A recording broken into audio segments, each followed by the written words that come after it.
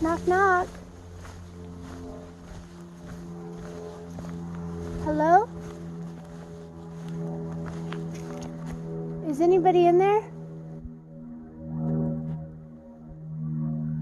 I'm just a concerned hiker. A friend sent me a picture of you camped here a while back, and I'm just surprised you're still here. Hello? Oh God, you guys, this is scary.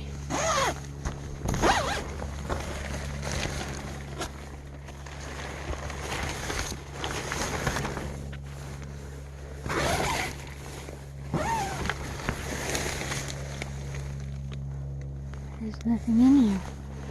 And nobody.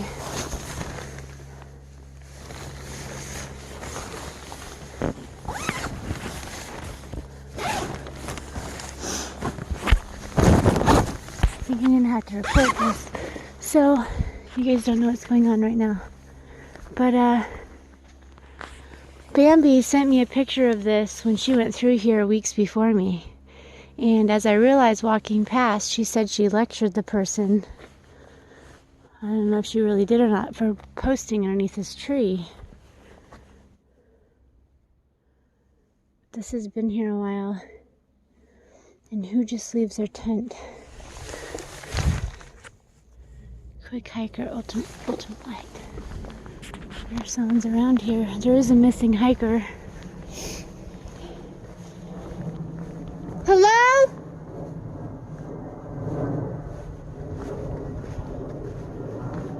Is anybody out here?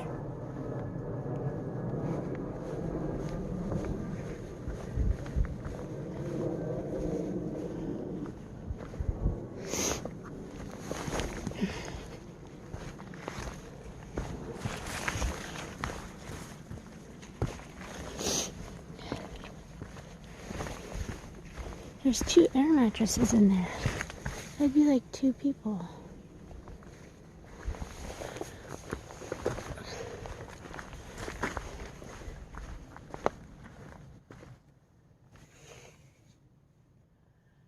I don't know, but that's kind of worrisome. I think I'll report that to the rangers when I get to town this afternoon. I can't imagine where they'd be. And for leaving that there this long.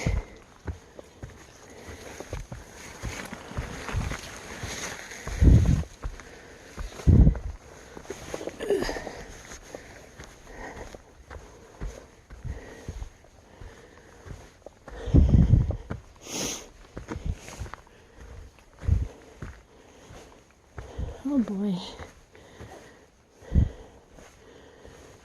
Not good. I don't see any other stuff around though.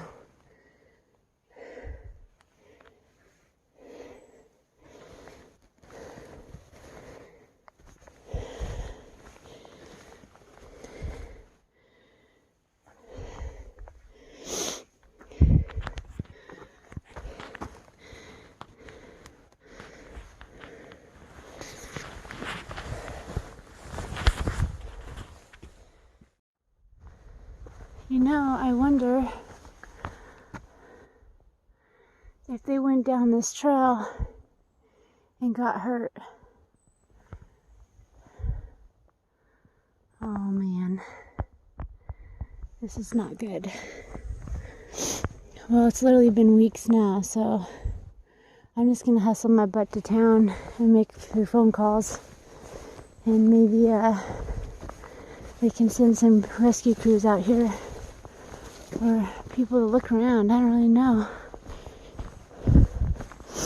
I'll take a picture of this sign really quick so I can tell them exactly where we were. Oh, that's not a good feeling. There were people looking for an older gentleman in the area that went out with just a water pack and stuff. I don't think he had a tent of any kind. And that has 2 air mattresses in it. It's really bizarre. I just gotta peek. There's footprints here.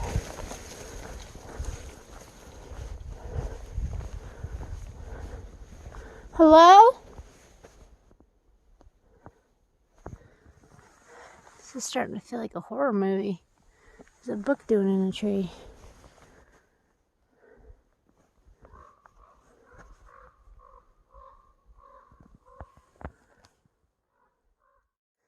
Okay, so you're probably wondering what the heck is going on, what that was all about. About 14 days ago, Bambi sent me this picture and said she had to lecture the people, or was gonna lecture the people, I can't remember, about where they send up their tent, because you know, colors and all that just happened. Anyway, I'm passing by today when I went to look at the lake there and saw the tent, tried to be quiet, read the lake, and then as I was walking down the trail a little ways, I realized that's the same flippin' tent. So I had to go back. Yeah, nobody there. So that tent's been there for 14 days, unless Bambi never found the people, never talked to them either, and it's been there longer. So I messaged her, but the service is bad, so it won't send, and there's no service down by the lake. So I'm hustling up this hill here to get to the top, and I'm hoping I have service so I can call the ranger station or someone so they can come check it out, because I know there was some talk of a missing man, but I don't know. I mean, there's 2 air mattresses in there. Maybe they're trying to cover just the ground. I don't know. A lot of questions right now. No answers. But my main concern is calling this in so that if someone is trapped somewhere down there without service, at least can get some help down there to check it out. I don't know though. 14 days is a long time. And I wouldn't even know where to begin to look, so. Plus, no service myself.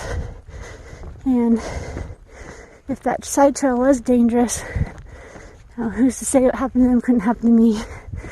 So, as much as I'd like to be the hero and run down that trail looking for someone, I don't have any medical supplies or anything to do any good anyway. So, if someone's hurt, the best bet's going to be calling in some help here.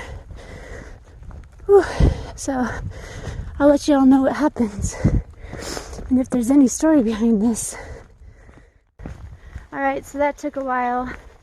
I am moving again, but I had gotten a smidge of service and wasn't really sure who to call in the non-emergency, whatever. So I finally got the Hood River, I guess that's their jurisdiction, non-emergency police department, and they are sending people out to go check it out, so who knows.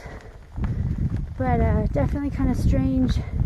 I wish I could get in touch with Bambi to find out if it was a girl or a guy she talked to when she said she lectured them about pitching right there, or if she actually even got a chance to and was just saying she was going to lecture them. I don't know, but hopefully everybody's okay and someone just randomly left their tent and air mattresses. I don't know. Not good.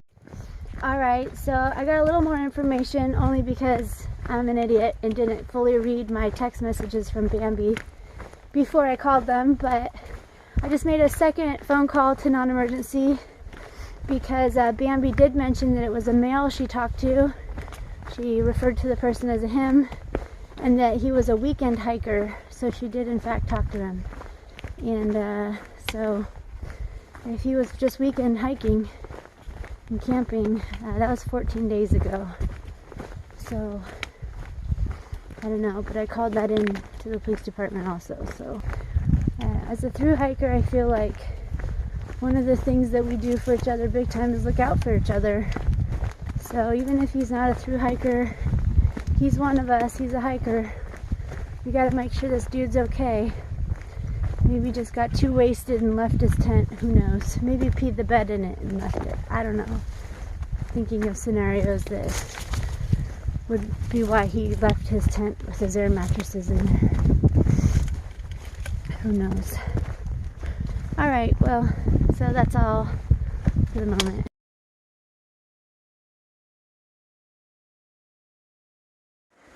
Okay, I really need to stop finding creepy things. What is this? Seriously?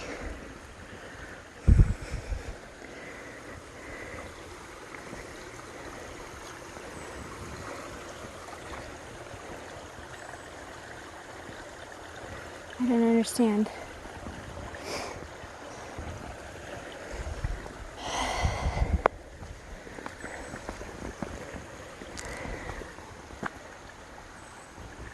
This is my third time trying to record this because I'm rhyming unintentionally and everything else.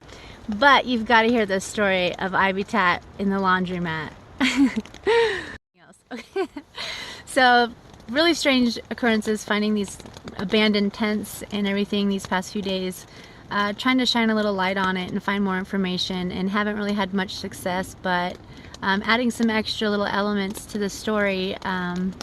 Colin, a Thru-hiker, had gone into Hood River to resupply and had mentioned that there is an entire wall of missing persons there, that a lot of them seem pretty recent, so that's kind of disconcerting. But then I ran into IBTAT, and he was talking about his experience staying in Cascade Locks, where he actually even got in a fist fight with some meth heads at a laundromat, and I'll have him tell you that story in a moment. But I mean, there's even comments on gut hooks like this one. You know, someone left their hammock also. I mean, so having these expensive pieces of gear left, I don't know if there's a severe drug problem in the area, or some bad things are happening, but who knows? We may never know. But I tried to do what I could to report the situation, and hopefully everything works out for the best and it's nothing, but may never know. All right, so Ivy has come over to hang out. Twigs in my coffee. And he's going to tell this epic story of hanging out with some meth heads at the laundromat he made friends with. All right, so I didn't tell this on my channel because I didn't want to ruin my epic day of Bridge of the Gods, but this is actually the night before I crossed the bridge. Cascade Locks, as soon as I entered it, it just had this weird vibe, like this is a drug town. I mean, the locals, especially like in the coffee shop I went to, very friendly people, but there was just something about that town just didn't look right. And it was justified by my quilt was damp, right? I got some down cleaner. I was going to wash my quilt, finally and dry it out. So I spent, if anybody that's dried quilts knows, it takes all day long, basically. So I had pumped this dryer full of like probably $10 worth of quarters at this point. 4 hours later, and I go out to do it one more time, put quarters in there, and these two meth heads, obviously locals, had this shitter Red Fox truck with like garbage in the back. We're washing ungodly amounts of laundry, and I open up the dryer where my quilt was, and there's just wet clothes everywhere. I don't even see my quilt. And they're standing there right next to me, and I said, "What the fuck are you doing?" And they're like, "What?" I said, "Did you see a black quilt?" And they're like, "No." I had tennis balls in there too, right, to fluff up my down. So I pulled out a tennis ball. I said, "Is this your tennis ball?" And the dude's like, "Yeah, that's mine." And he went to reach for it. I said, "Fuck you. That's my shit. I put it in there. I've been pumping this machine full of quarters for 4 fucking hours." And then chaos ensued. So then I proceeded to take all their wet laundry and throw it on the floor right in front of their faces. They obviously didn't like that very much. His girlfriend punched me in the head. And then she went to go to try to kick me, and I grabbed her leg in mid-kick, and she fell on her fucking back. That pissed off her boyfriend, and then he went after me, and I grabbed him and threw him up against the wall, and then he got real nervous and stopped. But then I'm trying to get my quilt out of the dryer, and this woman is taking like the dryer door and bashing it against my head. I mean, what do you fucking do? I'm not going to fight a woman, but I'm just standing there taking the shit. I said, "I'm taking my shit and I'm leaving." But these people were obviously meth heads, and I figured, she's like, "You're lucky I don't have my knife on me or I'd cut you to death." I'm like, holy fuck, this shit is not worth it. So I grabbed my quilt, soaking wet, my tennis balls, and went back in my hotel room. Waited like 3 hours till they finally left. and went out there and had to spend another $15 and quarters to dry my shit. I was so fucking pissed. Obviously, these people were just trying to... I had money in the machine. They were just trying to get free dry out of it. But they threw all their wet shit on my quilt and just re-soaked it after like 4 hours of drying it. I was fucking pissed. That is my Cascade Locks meth head story. So there's definitely a drug problem there. Yeah, there's tweakers everywhere around the town. Now, that being said, like I said, the locals in the coffee shop and everything, they were very friendly people. But the locals that live around there, there's some messed up people, apparently. So. Yeah.